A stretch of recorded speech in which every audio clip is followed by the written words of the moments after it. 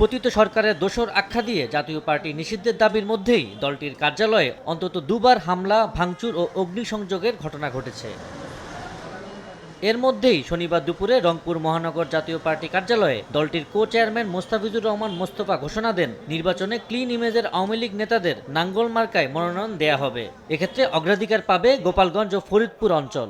আওয়ামী লীগের সমর্থক, সে কোনো তার বিরুদ্ধে কোনো মামলা মোকদ্দমা নাই, সে যদি যোগ্য প্রার্থী আমরা মনে করি, আমরা দেবো না কেন, দেবো, অবশ্যই দেবো। ফরিদপুর, গোপালগঞ্জ, অন্যান্য জেলাগুলো আছে, সেখানে যদি জাতীয় পার্টিকে যোগদান করে কেউ, তাহলে তাকে আমরা মনোনয়ন দেবো। বিকেলে রাজধানীর কাকরাইলে জাতীয় পার্টির কেন্দ্রীয় কার্যালয়ের সামনে ঈদে মিলাদুন্নবীর আলোচনা সভা ও মিলাদ মাহফিল শেষে সাংবাদিকদের প্রশ্নের জবাবে দলটির মহাসচিব শামীম হায়দার পাটোয়ারি বলেন, কো চেয়ারম্যান মোস্তফার বক্তব্য তার নিজস্ব, দলীয়ভাবে এমন কোনো সিদ্ধান্ত হয়নি। যারা ডিসকোয়ালিফাইড না কিন্তু ভোট করতে আগ্রহী, সেরকম লোককে ভোটের সুযোগ করে দেয়া, সেই অর্থে আমি বলবো আমাদের বীর সেনা মোস্তাফিজুর রহমান মোস্তফা উনি যে বক্তব্য দিয়েছেন এটি গণতান্ত্রিক, তবে পার্টি এখনও এ ধরনের কোনো সিদ্ধান্ত পরিপূর্ণভাবে এখনও নেয়নি। এ সময় জাতীয় পার্টি কার্যালয়ে হামলার অভিযোগে গণ অধিকার পরিষদকে নিষিদ্ধ করার দাবি আবারও জানান জাপা মহাসচিব। গণ অধিকার পরিষদের নিবন্ধন বাতিলের দাবি জানাচ্ছি। আবু সাইদ নিশান, সময় সংবাদ, ঢাকা।